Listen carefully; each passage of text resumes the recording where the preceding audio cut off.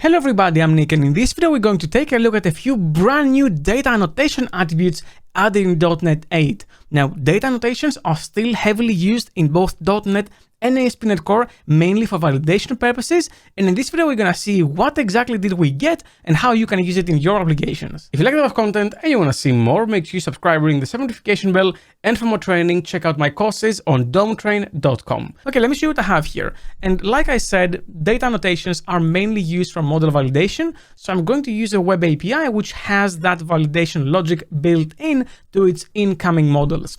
And the first thing I'm going to do is add my first endpoint in this controller. So this endpoint is a post endpoint called struct, and it has this struct example body. It just has a GUID, an ID.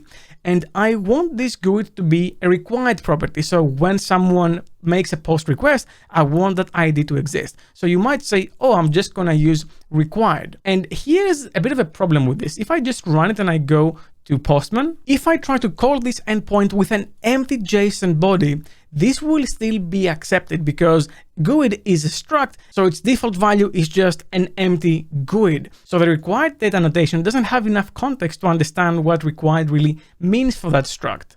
Now, you can say, yes, Nick, but you should just make this nullable, and if you do make it nullable and this is required, then what's going to happen is validation will kick in. And even though that's true, why should I have to make this GUID nullable if it is supposed to be required? So this is where this new option in the required attribute comes in. Disallow all default values. So if I set this to true now, and this is a non-nullable GUID, and I try to call that endpoint again with an empty request body, then I'm getting the same validation error, because even though it will default to its empty value in this case is not acceptable. If I just go ahead and I pass a proper value, so I say generate a GUID over here, Postman, and I pass it down, then that is acceptable. So this is a new thing in .NET 8. The next data annotation has to do with ranges. So now let's say I have this range endpoint with this range example body, and I want to accept a value in this age within a range. So I want to say from 0 to 3 years old, like these board games do. So I can say range 0 all the way to 3. But the interesting thing about this is that if I actually go and I lower the version of this project, which is now .NET 8 to .NET 7, this won't break because this was possible.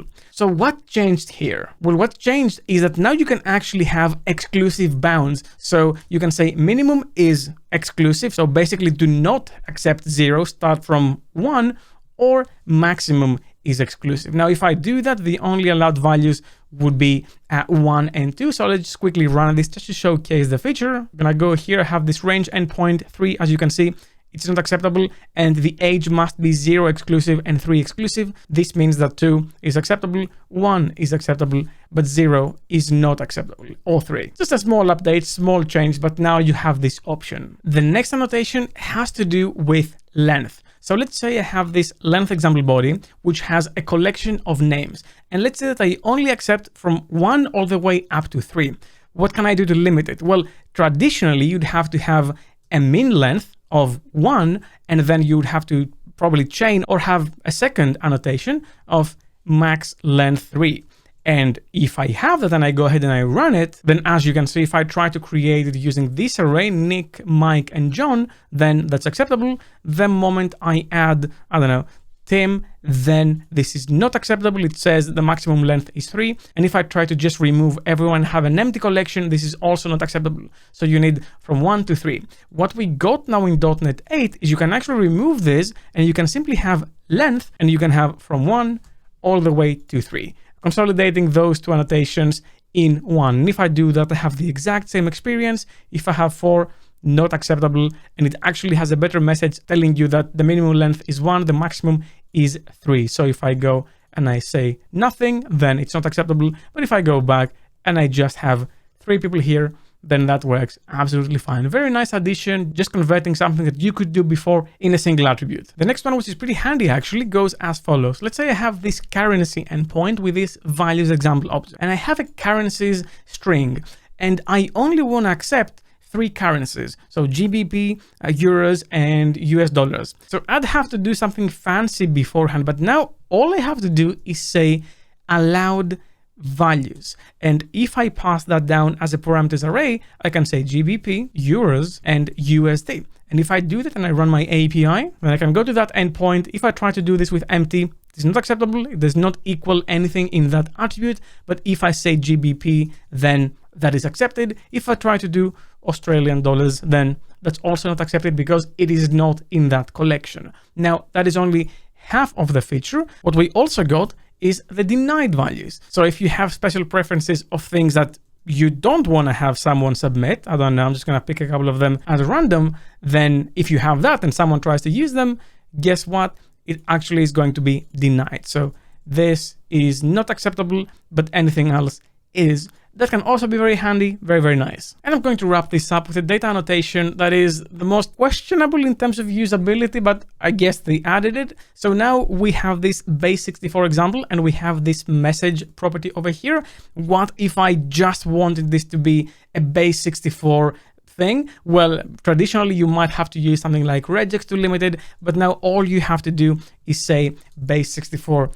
And that is it. Now you have to be very careful with this because you might misunderstand it. This does not mean that this will validate that something is a base64 string that necessarily gets decoded into something in a valid way. This just says that any base64 character is acceptable. So if I just go with an empty string, it's acceptable.